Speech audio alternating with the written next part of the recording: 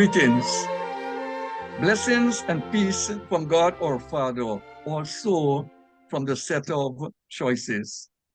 It's always good to give thanks. And so today we thank God for life, for health and strength, healthy bodies and sound mind. You know, as we view this program, we still have a full year ahead of us. How do we deal with challenges, tests, difficulties, and problems that may face us? We need to understand our God-given purpose. And it is clear in the book of Ecclesiastes, chapter 12. We don't only need to understand it, we also need to fulfill that promise. It says here, when all is said and done, as a matter of fact, at the conclusion of life, before we breathe the last breath, we must be conscious about a God-given purpose, why we run out. And that is to love God and to keep his command. We want to challenge you, it's only one life we could live. And I always say this to people, when we are dead, we cannot come back to finish the unfinished work. Neither could we come back to correct our mistakes. And so we want you to take life serious in 2024. Don't allow life to just drift through. No. Understand your purpose and fulfill it. Also, we want to congratulate two of our brethren, two of our own on this set of choices, Dr. Marcel Hudson and Dr. Paul Benjamin. They are authors. They are part of us. And so on the set today, we're going to congratulate them and encourage them at the same time. Don't come down from the good work you're doing. Continue the good work. Gentlemen, God bless you. This is Choices. Oh, we're so happy that you're with us. God bless you, and God continue to bless beautiful Guyana. Thank you. You're accustomed to hearing Dr. Hudson speak at this point in time, but we're going to put the spotlight on him in a moment. And what I'm going to ask him to do is for him to introduce his two publications that are available. He's going to take his time and introduce each book to us. And this is important. So Professor Marcel Raymond Hudson, the spotlight is now on you. Look into the camera and tell us about your two publications. Thank you, Bishop. It's a privilege and an opportunity to share the two publications that I've done so far. One is titled Born to Succeed, and this actually came out of my doctoral dissertation, where we had a situation with children who were not able to read. They were not literate at that particular level. And so parents and teachers and so on, they were brought together in a single place, and they were able to be taught the concepts of the teaching of reading, what are the 5 big ideas and so on. And then they were released back into the environment over an 8-week period, and we saw a transformation in terms of the performance of our children. So fundamentally, it showed that when we work as a community, how we could see transformation rather than attempting to work as an individual. And so we saw that it is something that the schools could really benefit from in terms of bringing all the stakeholders together. The other publication, it's Issues, Reflections in Leadership, in Missions, Leadership, and Education. So it has some theological work in here, talking about missions. It also addresses the issue of leadership. And finally, it addresses the issue of education, taking into consideration how education developed even from biblical times to now. So it has been a privilege and a pleasure to be able to produce these two books. But I want to say something, Bishop, that I've observed, and I noticed Dr. Benjamin has come in the same stead. When these two books were basically inspired coming out of the Daniel fast, actually caused my whole idea of thinking was heightened. And so at the release, or at the end, coming to the end of the Daniel fast, the ideas were concretized. And I noticed Dr. Benjamin too, he has come at this time when we're about to complete the Daniel fast. So they're available on Amazon, and they're there for sale. Thanks again, Bishop. Who should read these books? Who should acquire them? Well, the audience, this one was intended basically for teachers, parents, and students. This particular one, Born to Succeed. The idea was that not being literate should not deter you, because you had certain innate characteristics to do well. As Bill Hendricks said, every child is born gifted. So the idea was for stakeholders in education to recognize that and to strive for better performance of our students. The other one, those who are interested in theology, those who are interested in leadership and education, they also stood to benefit from this one as the audience. Dr. Lee, I'm going to ask you to introduce Dr. Paul Benjamin and who will introduce his book. Thank you very much, Bishop, and it's a privilege, opportunity to be able to introduce Dr. Paul Newman Benjamin.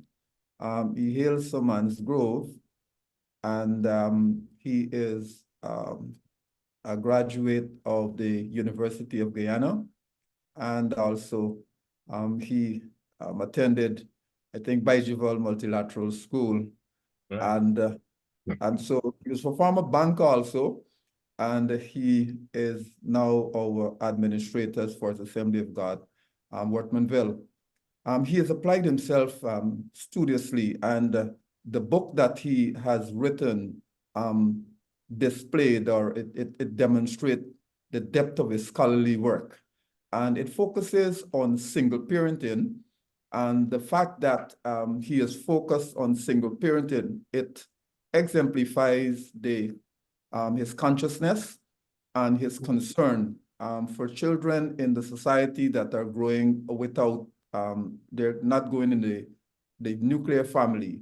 And so his passion is aptly demonstrated in the book here. And so he will tell us quite a lot about it. And I'm hoping that in society, as you listen to what he says, not only would you be inspired and encouraged, but you will also want to purchase the book and encourage others to read it and glean all that he has written in it. Dr. Benjamin, tell us about the book, please. Thank you so much, Dr. Lee, for that warm welcome and introduction. Thank you, Bishop Messiah and team, for allowing me to introduce my first book, Empowered to Parent, Single Parenting the Guyana Reality. I feel so privileged to be a part of adding to the literature, the body of literature on this subject matter.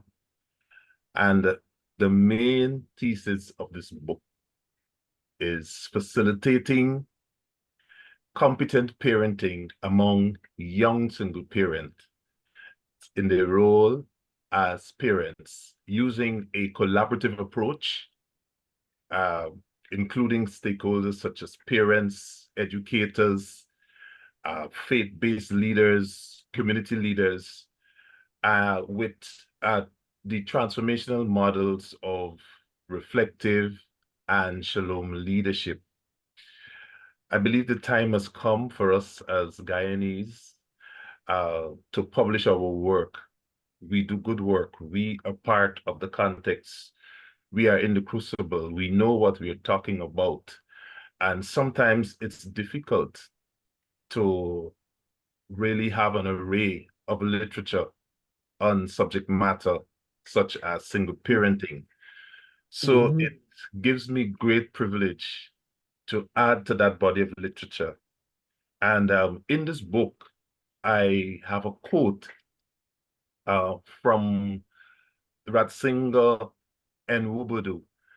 This is a prolific writer from Africa, and the quote says, it takes a village to raise a child and a community to keep the parents sane. You know, I hear Bishop Messiah chuckle. That is so true. I mean, I look at my own life. I really want to thank my parents, my siblings, my neighbors, you know, Pastor Brown, we called him back in those days. So many of our teachers, Sunday school teachers, played such a pivotal role in raising us, in raising me. And so I am truly inspired. I was also inspired by an excellent and inspiring foreword written by Dr. Hudson himself. What a privilege we have as Guyanese, and very inspiring. And when people read this book, I know they will be inspired. Parents, you know, they will be inspired to raise those children well. You know, you might be able to, as you read the book, people will be inspired to continue their education, to seek higher education, to complete a home. You might have started building a home. You know, people will be inspired to fulfill, to keep the dream alive, to fulfill those goals. And, you know, this book, as we focus on the whole notion of single parenting and how we can help them, how we can empower them, it is about love. The approach is about compassion. It is about sacrifice. It is about resilience. It is about that unwavering determination of young single mothers and fathers, and with the stakeholders coming together, coming alongside and helping, because believe it or not, they are raising the next generation. And if you want to empower the next generation, you have to empower, they will have to empower themselves. And so the book has a very unique and powerful transformational strategy of an empowerment seminar where these young parents were enabled to focus on one area of growth and development in their lives. And boy, oh boy, they were inspired. You have to read this book because the takeaways are amazing. I mean, one mother said, you know what it is to be told your entire life. This is a 20-year-old mother. You know what it is to be told your entire life, you can't do this, you can't do that, you can't achieve this, you're a no good.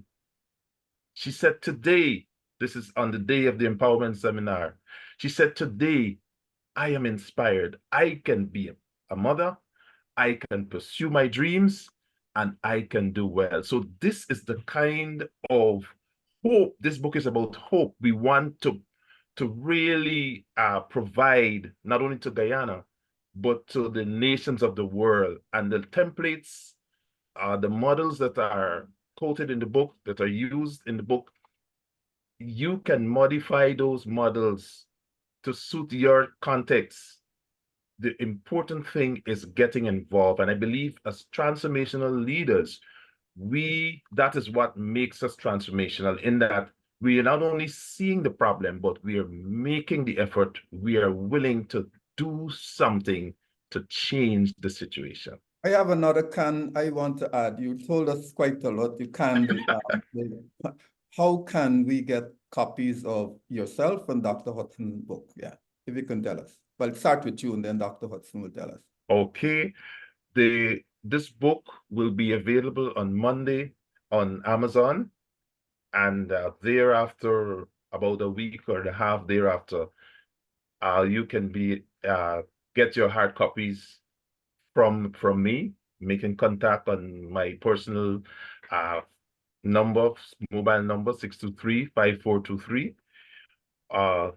You can email me, pauln.benjamin 1802@gmail.com, or send me a note on Facebook, on Messenger, and it will be made available. And you can invest also in the life of a young mother, a young father. You know, I had 5 fathers participating in this in the study, and boy, oh boy, I treated them like fine gold, because it was so difficult to get the fathers to speak, to be a part, and I really value that the boldness, and they were inspired. And so let us, whoever we are, whichever community we live, let us find ways and means to empower these young people, to inspire people, and for them to fulfill their noble responsibility, that God-given responsibility of parenting. Amen. You know, Go ahead, Dr. Hudson. Yeah, I just want to pick up on the part that Dr. Paul mentioned with the fathers, you know. Most of us in this particular direction who have studied, I mean, Bishop, you could allude to that, Dr. Lee at BGU, holding seminars and workshops. Those were critical elements of your doctoral work. And I remember a Rasta parent, you know, a Rasta parent was in one of the groups that I had.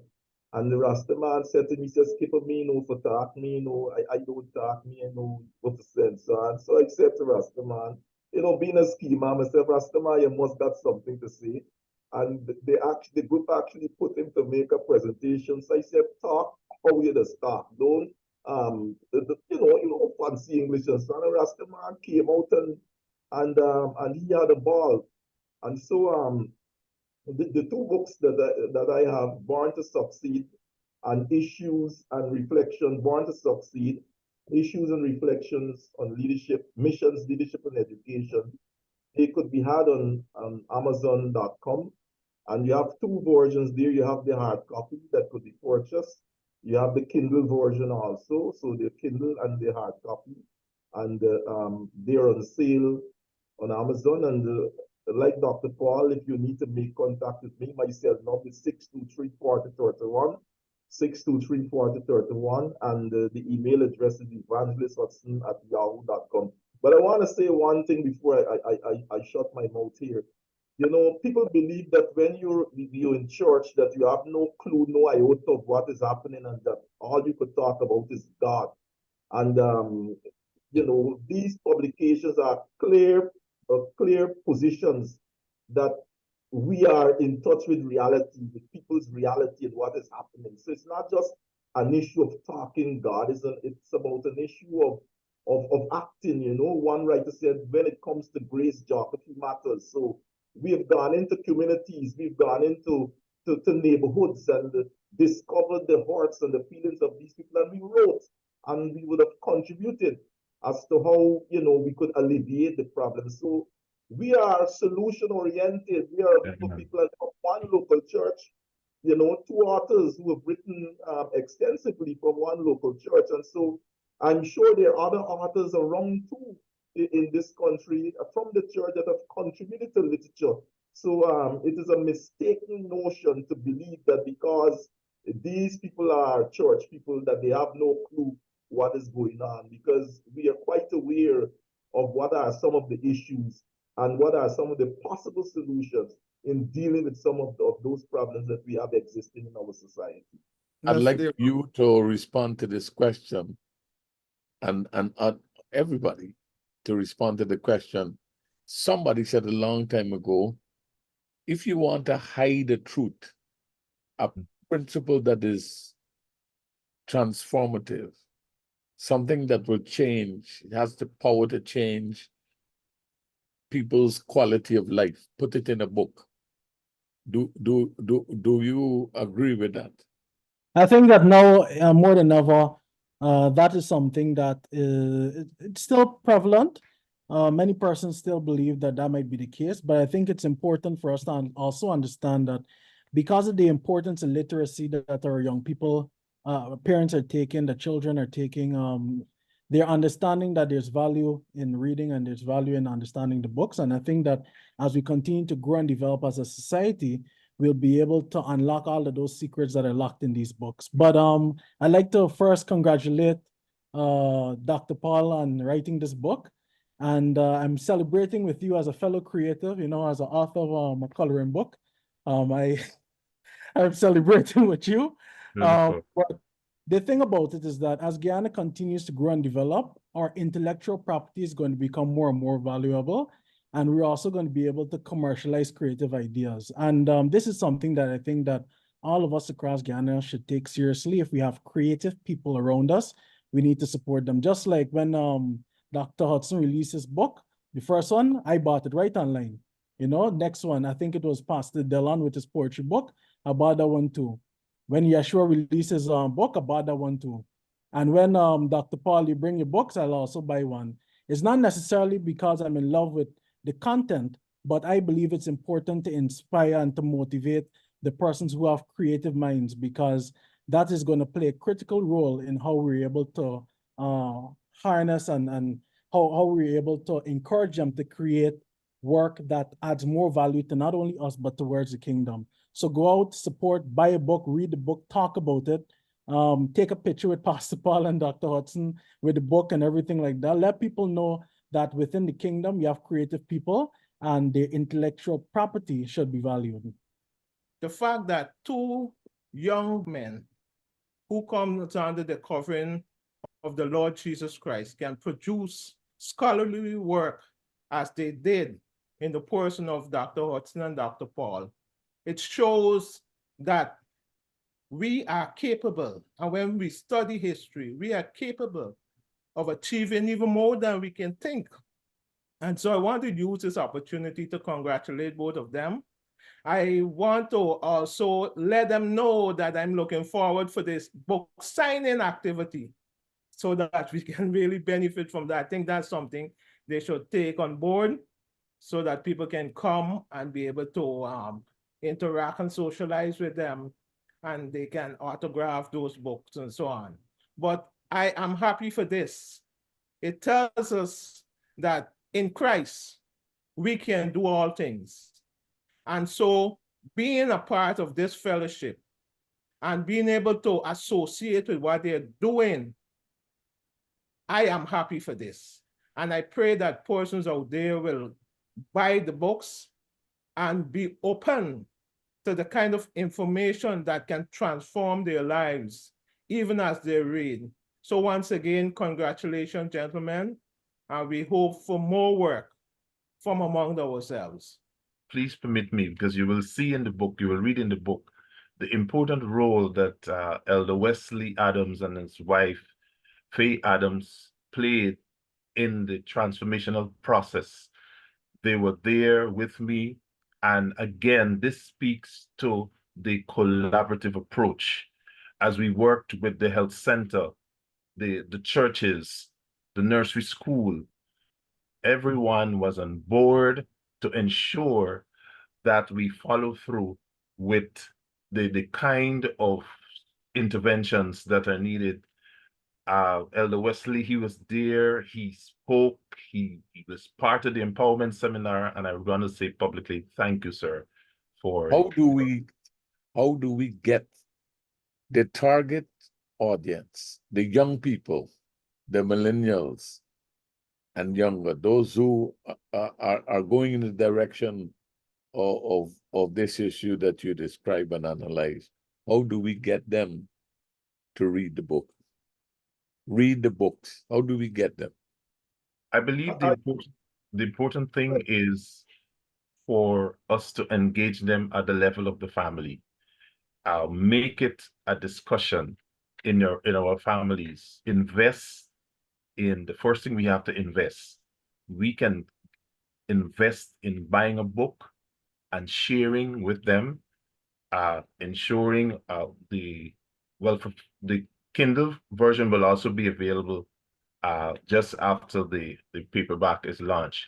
But investing in their future, investing in a gift to get our young people to start off the value of reading, engage them in discussions and family meetings. And I believe once these principles are applied, they will able to further discuss with their cohorts in schools, in colleges, in universities, so that the conversation will continue and the narrative of empowerment, of creating change, of fulfilling purpose will be the focus for those discussions. Dr. Hudson? Bishop, I endorse everything that Dr. Paul has said in terms of investment. I think the idea is to get our people to understand, our children to understand that knowledge is power, and if the books that they read could actually unlock the future. And we have people like Deacon Martin and son. He's very good as a young man in selling, in disseminating information. So to connect with the right people to get the message, whether it is by WhatsApp, whether it is by TikTok, those kinds of things that young people like, I think those are ways that we could get them to engage. The Apostle Paul wrote some words that I'd like us to consider even as we sign off this program. I'm reading the NIV. Finally, brothers, Philippians 4 and verse 8. Finally, brothers and sisters, whatever is true, whatever is noble, whatever is right, whatever is pure, whatever is lovely, whatever is admirable, if anything is excellent or praiseworthy, think about such things. Whatever you have learned or received or heard from me or seen in me, put into practice, and the God of peace will be with you. We, at the beginning of 2024, made a decision that we wanted to celebrate our brethren. And we want to encourage you to celebrate your loved ones also. This nation could be faced with all kinds of challenges in 2024. But as we benefit from this community, all the parents will be kept sane. I like that quotation, because it's not just parents. As the quotation said, it takes a village to raise a child, but a community to inspire and to keep parents sane. May God help us. And you're not alone. We want you to feel it. As a parent, reach your hand up and call for help, especially when you're not too sure what you're doing. This is Choices. God bless you. We'll see you next week. We thank you for joining us on Choices today. Remember, you can join us at First Assembly, LNP Durban Street, Workmanville, Georgetown, Guyana, for any of our special services. I'm Celicia on behalf of the set, reminding you that your whole life is the sum of your choices. God bless you.